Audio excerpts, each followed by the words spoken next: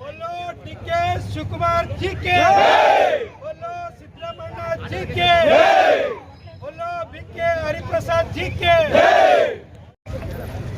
ಇವತ್ತು ನಮ್ಮ ಶಿಡ್ಲಘಟ್ಟ ವಿಧಾನಸಭಾ ಕ್ಷೇತ್ರದಾದ್ಯಂತ ಸುಮಾರು 34 ಪಂಚಾಯಿತಿಗಳಿಂದ ನಗರದಲ್ಲಿ 31 ವಾರ್ಡ್ನಿಂದ ಸುಮಾರು ಎಲ್ಲ ಭಾಗದಿಂದಲೂ ಇವತ್ತು ಸುಮಾರು 100ಕ್ಕೂ ಹೆಚ್ಚು ಬಸ್ಗಳ ವ್ಯವಸ್ಥೆ ಮಾಡಲಾಗಿತ್ತು.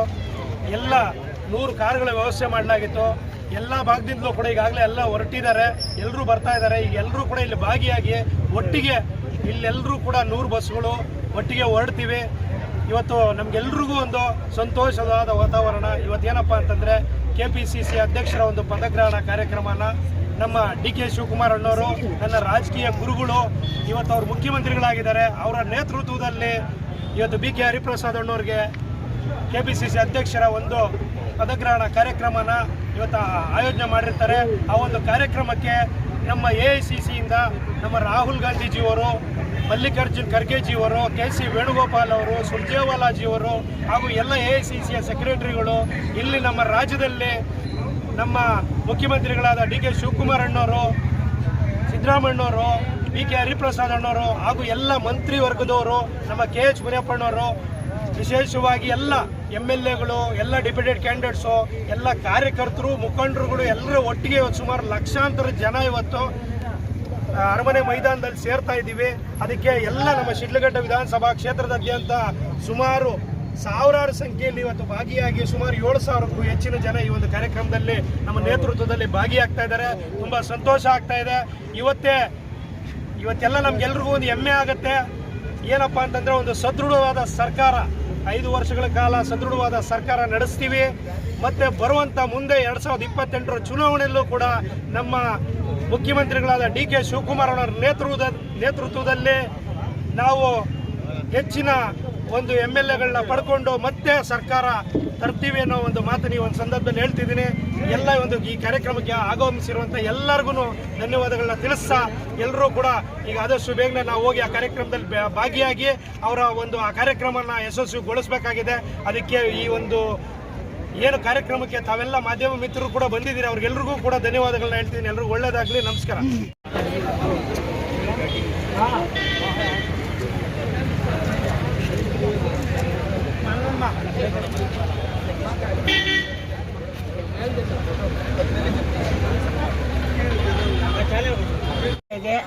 ನಮಗೆ ಎಲ್ಲ ಅನುಕೂಲಗಳು, ಅಕ್ಕಿ ಎಲ್ಲ ಕೂಪನ್ ರೇಷನ್ ಕಾರ್ಡ್ ಎಲ್ಲ ಚೆನ್ನಾಗಿ ಬರ್ತಾ ಇದೆ. ಕರೆಂಟ್ ಬಿಲ್ಲು, ಬಸ್ಸೊಂದು ಎಲ್ಲ ಉಚಿತವಾಗಿ ಕೊಟ್ಟಿದ್ದಾರೆ. ನಾವು 5 ಗ್ಯಾರಂಟಿನೂ ಬರ್ತಾ ಇದೆ ನಮಗೆ. ಅದೇ ಥರ ಮುಂದೆನೂ ನಮ್ಗೆ ಕೊಡಬೇಕಾಗಿ ಸರ್ಕಾರ ಬರಲೇಬೇಕು. ನಮ್ಮ ಕಾಂಗ್ರೆಸ್ ಯೋಜನೆಗಳು ಕೊಟ್ಟಿರೋದು ತಿರ್ಗಾ ನಮಗೆ ತಲುಪಲೇಬೇಕು ಅನ್ನೋ ಮಾತು ಹೇಳಮ್ಮ.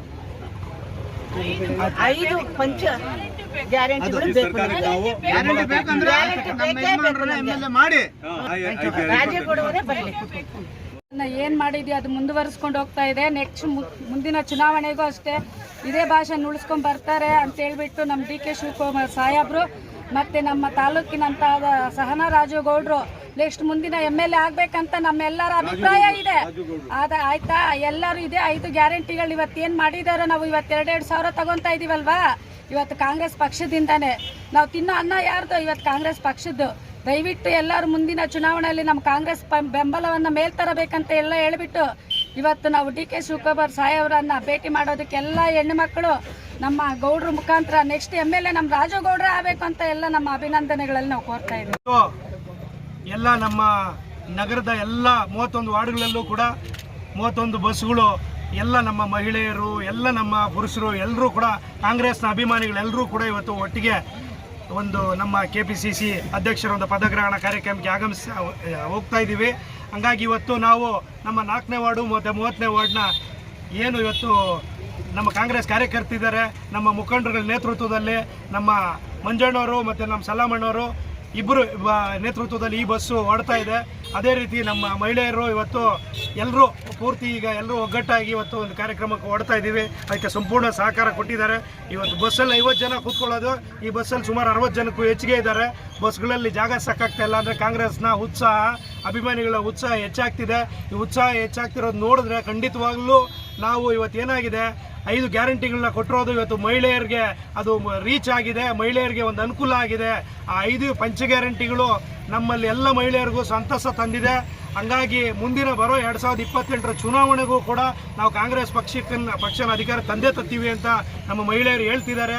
ಹಂಗಾಗಿ ಇವತ್ತು ನಮ್ಗೆಲ್ರಿಗೂ ಸಂತೋಷ ಆಗ್ತಿದೆ. ಒಂದು ಕಾಂಗ್ರೆಸ್ ಕಾರ್ಯಕ್ರಮಕ್ಕೆ ನಾವು ಅರಮನೆ ಮೈದಾನಕ್ಕೆ ಹೊರಡ್ತಿದ್ದೀವಿ. ನಮ್ಮ ಏನು ಇವತ್ತು ನಮ್ಗೆಲ್ರಿಗೂ ಆನೆ ಬಲ ಬಂದಿದೆ. ನಮ್ಮ DK ಶಿವಕುಮಾರ್ ಅಣ್ಣವರು ಇವತ್ತು ಮುಖ್ಯಮಂತ್ರಿಗಳಾಗಿದ್ದಾರೆ. ಅವರೊಟ್ಟಿಗೆ ಸಿದ್ದರಾಮಣ್ಣವರ ಒಂದು ಜವಾಬ್ದಾರಿ ಅವರೊಟ್ಟಿಗೆ ನೇತೃತ್ವದಲ್ಲಿ ಹರಿಪ್ರಸಾದ್ ಅಣ್ಣವ್ರಿಗೆ ಇವತ್ತು KPCC ಅಧ್ಯಕ್ಷರಾಗಿ ಒಂದು ಪದಗ್ರಹಣ ಕಾರ್ಯಕ್ರಮನ ಏರ್ಪಾಡು ಮಾಡಿದ್ದಾರೆ. ಅದಕ್ಕೆ ಎಲ್ಲರೂ ಸಂತಸದಿಂದ ಆ ಒಂದು ಕಾರ್ಯಕ್ರಮಕ್ಕೆ ಎಲ್ಲ ನನ್ನ ತಾಯಂದಿರ ಜೊತೆಗೆ ನಾನು ಕೂಡ ಭಾಗಿಯಾಗ್ತಿದ್ದೀನಿ. ಇವತ್ತು ನಾನು ಕೂಡ ಅವ್ರ ಜೊತೆಲಿ ಸ್ವಲ್ಪ ದೂರ ಬಸ್ಸಲ್ಲಿ ಹೋಗಿ ಮತ್ತೆ ಮುಂದೆ ಹಂಗೆ ಕಾರುಗಳಲ್ಲಿ ವ್ಯವಸ್ಥೆ ಹೊಡ್ತೀವಿ.